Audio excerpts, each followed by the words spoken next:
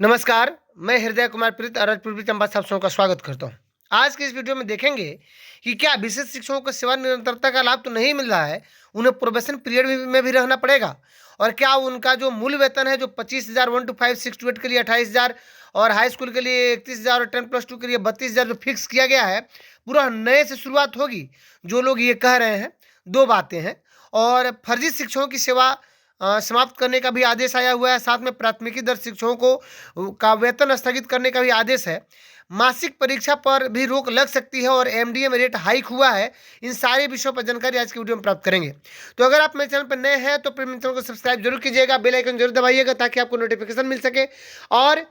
अगर ये वीडियो आपको अंत तक अच्छा लगे तो सबसे अधिक इसे शेयर कीजिएगा।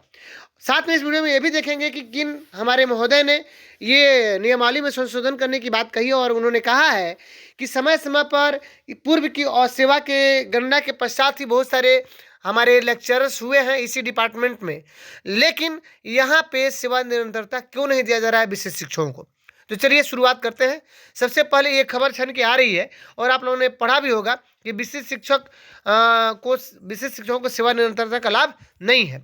तो ये हकीकत बात है कि विशेष शिक्षकों को सेवा निरंतरता का लाभ नहीं है, क्योंकि विशेष शिक्षक नियमावली में भी सेवा निरंतरता का जिक्र नहीं है। और जहाँ तक की बात आ रही है कि क्या उनका मूल वेतन कम हो जाएगा, तो ये जब तक अभी विशेष शिक्षक नियमावली हमारे ऊपर लागू है, जब तक ये नियमावली है तब तक आपका जो मूल वेतन जो अभी वर्तमान में है उसमें से 1 रुपया कम होने नहीं जा रहा है। मूल वेतन उसमें 300-400 वृद्धि होगी ही। तो जो ये लोग रिमर यानी अफवाह फैला रहे हैं कि आप सीधे आप मान लीजिए 1 to 5 में बेसिक ग्रेड में जिनका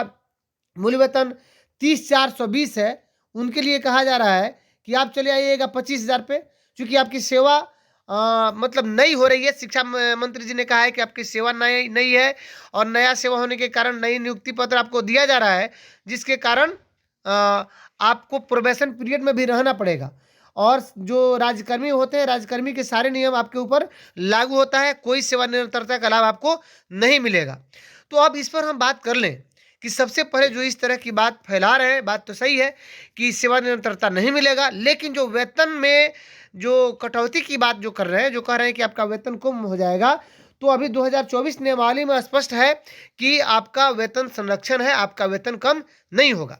हाँ, शिक्षा मंत्री जी कह रहे हैं कि नियोजित शिक्षक विशेष शिक्षक बनते हुए पहली बार सरकारी कर्मी बन रहे हैं, ऐसे में प्रोबेशन की भी सीमा अवधि होगी और सरकारी कर्मी की सेवा का जो प्रावधान है वो इन शिक्षकों पर नियुक्ति पत्र मिलने के साथ ही लागू होना शुरू हो जाएगा। यानी ये सेवा पूरी तरह से नहीं हो रही है विशेष शिक्षक बनने पर। तो सबसे अधिक घाटा हमारे नियोजित शिक्षकों को हो रहा है, क्योंकि सेवा जब नहीं होगी तो बहुत सारी समस्याओं से हमें जूझना पड़ेगा। हाँ, ये अलग बात है कि सेवा निरंतरता नहीं है, लेकिन आपको वेतन संरक्षण है 2024 नियमावली के तहत। अब आइए इस विषय पर बिहार विधान परिषद के जो सदस्य हैं, मैं आपको बता दूं कि संजीत कुमार सिंह जी, ये डॉक्टर संजीत कुमार सिंह जी ने एक पत्र लिखा है माननीय सभापति महोदय को, और उसमें उन्होंने जिक्र किया है कि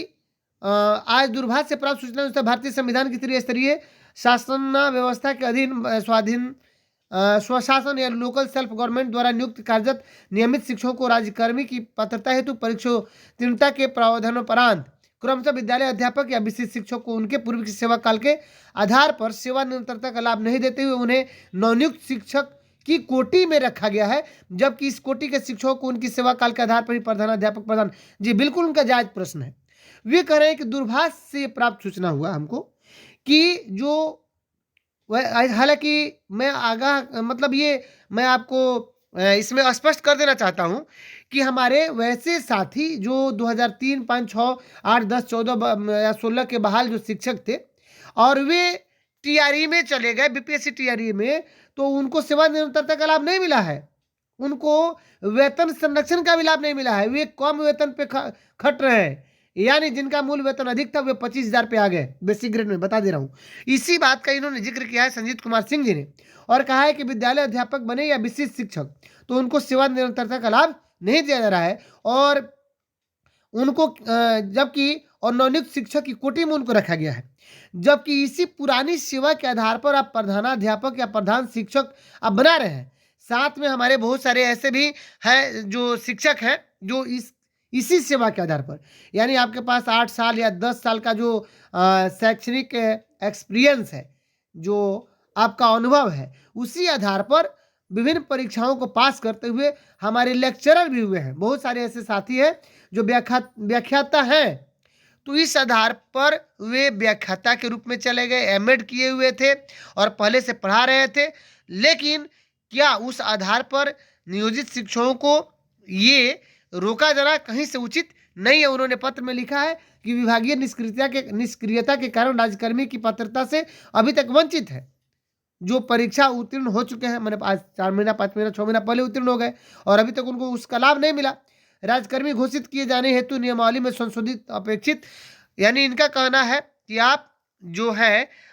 विशेष शिक्षक की नियमावली है उसमें आप कम से कम संशोधन कीजिए। यानी उन्होंने किनको पत्र लिखा है? माननीय सभापति महोदय को, बिहार विधान परिषद को। तो कहने का मतलब है कि ये जो प्रोबेशन पीरियड की जो बात हो रही है, तो बहुत सारी समस्याओं में हमारे शिक्षक, नियोजित शिक्षक बन जाएंगे अगर प्रोबेशन पीरियड आ रहा है तो, जो कि सेवा नहीं हो जाएगी। सेवा निरंतरता का लाभ तो जरूर मिलना चाहिए, संशोधन होना चाहिए। सबसे बड़ी महत्वपूर्ण बात है कि सेवा निरंतरता का लाभ हमारे नियोजित शिक्षकों को मिलना चाहिए। अगर जब तक ये सेवा निरंतरता का लाभ नहीं मिलता है, फिर हमारी सेवा नहीं हो जाएगी और अनेक समस्याओं का सामना करना पड़ेगा। अब आइए देखते हैं, जबकि उसी सेवा के आधार पर यहाँ देखिए ये कह रहा है कि नए नियम लागू होगा और सरकारी कर्मी माने जाएंगे, उन पर प्रोबेशन की अवधि तथा सरकारी सेवा के नियम लागू होंगे, शिक्षा मंत्री सुनील कुमार जी कह रहे हैं। जबकि मैं बता दूं कि पूर्व सेवा के आधार पर, यानी 2005 में जो हमारे शिक्षा मित्र उत्तर प्रदेश यानी प्रयागराज से खबर ये छपी हुई है कि जो बेसिक शिक्षा परिषद के प्राथमिक स्कूलों में जो सहायक अध्यापक बने शिक्षा मित्रों को भी पुरानी पेंशन का लाभ मिल सकता है। और इसमें कहा गया कि 2005 से पूर्व जो विज्ञापन निकला उसमें ऐसे भी शिक्षक थे और जो फैसले आए हैं रमेश चंद्र और 166 अन्य की ओर से हाई कोर्ट में जो याचिका दायर की गई थी, तो उस 2005 के पहले या जो 2005 से पहले निकले विज्ञापन के आधार पर जो बाद में बहाल हो गए, टीईटी के बाद फिर वे लोग सहायक अध्यापक भर्ती परीक्षा पास करने के बाद वे सहायक अध्यापक के पद पर नियमित नियुक्ति हो गई, तो उनको भी पेंशन देने की बात की जा रही है। ये आपका जो निर्णय है यह सुप्रीम कोर्ट का निर्णय है, सुप्रीम कोर्ट का आदेश है एक तरह से, है ना। यहाँ देखिए कि इसमें आदेश सुप्रीम कोर्ट, हाई कोर्ट ने आदेशों में स्पष्ट किया है ना, कि 28 मार्च 2005 से पहले से संविदा पर कार्यरत ऐसे कर्मचारी जो बाद में अस्थायी पद पर चयनित हो, बाद में ध्यान दीजिएगा, बाद में अस्थायी पद पर चयनित हो गए, उन्हें संविदा से जुड़ी संविदा सेवा जोड़ पुरानी पेंशन दी जाए। एक तरफ उत्तर प्रदेश में संविदा सेवा को जोड़ करके पुरानी पेंशन देने की बात हो रही है और दूसरी तरफ बिहार में शिक्षकों को सेवा निरंतरता नहीं दिया जा रहा है। ये बहुत बड़ी समस्या है और इस पर बिल्कुल हाई कोर्ट में केस होना चाहिए सेवा निरंतरता को लेकर के स्पेशल।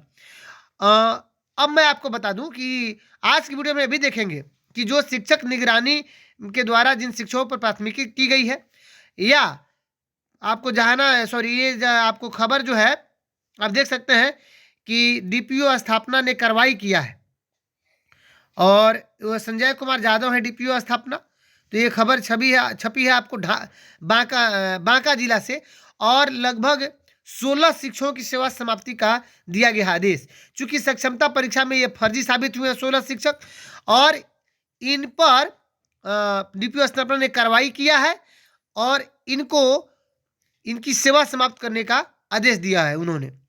साथ में मैं आपको बता दूं कि जिन शिक्षकों पर चाहे वो सक्षमता में फर्जी पाए गए हैं, जैसे भी जिनकी क्या कहते हैं कि डॉक्यूमेंट्स वेरिफिकेशन में उनका जो भी डॉक्यूमेंट्स है, जो दस्तावेज है, शैक्षणिक प्रशैक्षणिक जो उनकी डिग्री है, अगर फर्जी पाया गया है और उनके ऊपर प्राथमिकी दर्ज की गई है तो उनका वेतन बंद करने का आदेश प्राप्त हुआ है। और ये जहानाबाद से खबर छपी हुई है जहां पे 166 शिक्षकों का वेतन बंद करने की 126 शिक्षकों का वेतन बंद करने की बात की गई है, चूंकि 126 शिक्षकों पर प्राथमिकी दर्ज निगरानी के द्वारा कराया गया है। चलिए जहां तक कि मासिक परीक्षा की बात हम कर रहे हैं कि मासिक परीक्षा जो बार बार हो रही है हर महीने में, इस पर भी हंगामा हुआ है विधानसभा में और इस पर बहुत सारे प्रश्न पूछे गए हैं और विधान परिषद में भी, और इस पर दिसंबर में सरकार निर्णय लेगी क्या किया जाए, मासिक परीक्षा को अब बंद कर दिया जाए, रोक दिया जाए। और आज की सबसे अपडेटेड खबर ये है कि एमडीएम में 6 रुपया 19 पैसा 1 से 5 के बच्चों के लिए और 9 रुपया 29 पैसा अपर प्राइमरी 6 से 8 के बच्चों के लिए यानी बढ़ोतरी हुई है। ये अब मेनू नया हो गया, सॉरी नया रेट हो गया आपको 6 रुपये 19 पैसा 1 से 5 के लिए, और 9 रुपये 29 पैसा हो गया आपको 6 से 8 के लिए। ये MDM के रेट में वृद्धि हुई है, क्योंकि पहले से आपको 5 रुपये 45 पैसा ही 1 से 5 का था, और 6 से 8 का 7 रुपये कुछ पैसा था। तो इस तरह से आप देख रहे हैं कि ये जो समस्या है दिन प्रतिदिन बढ़ती जा रही है, विशिष्ट शिक्षकों की समस्या। क्योंकि एक तरफ जो हमारे शिक्षक सोच रहे थे कि चलिए परीक्षा दे करके हम पास कर जाते हैं और राजकर्मी का दर्जा मिल जाएगा, अब सरकार कह रही है कि नहीं, अब आपको नई नियुक्ति आपकी एक तरह से हो रही है, और आपको प्रोबेशन पीरियड में भी रहना पड़ेगा, और सेवा निरंतरता का लाभ भी नहीं मिलेगा। लेकिन एक बात यह है कि इन्होंने विशिष्ट शिक्षक नियमावली में ये लिखा हुआ है कि इन्हें क्या कहते हैं, वेतन संरक्षण का लाभ है। तो जो लोग ये अफवाह फैला रहे हैं, ये बिल्कुल गलत है कि वेतन कम हो जाएगा। हाँ, लेकिन सेवा निरंतरता नहीं दिया जाना, फिर नई नियुक्ति की कोटि में विशिष्ट शिक्षकों को शामिल करना और प्रोबेशन पीरियड में रखना कहीं से भी जायज नहीं है। तो कम से कम इस बात को उठाया जाए। अपने जो भी हमारे जो मंत्री जी हैं, विधायक जी लोग हैं, या जो MLC महोदय हैं, इसका विशेष रूप से विरोध होना चाहिए। साथ में हमारे विशिष्ट शिक्षक और नियोजित शिक्षकों के जो नेता है, अग्रणी नेता है, उनको भी कम से कम इसमें आगे आना चाहिए, और इस पर जरूर एक केस बनता है सेवा निरंतरता को लेकर के, या नई जो आप कोटि डाल रहे हैं, नई जो शिक्षक बहाली की कोटि में नई कोटि इसको कर रहे हैं, जो बिल्कुल उचित नहीं है। जिस प्रकार 2003-5 के शिक्षा मित्रों का सामंजन हुआ 2006 में पंचायत प्रखंड शिक्षकों के रूप में, ठीक उसी प्रकार इनका भी एक तरह से सामंजन होना चाहिए। तो चलिए, अगर आप मेरे चैनल पर नए हैं तो अपने चैनल को सब्सक्राइब जरूर कीजिएगा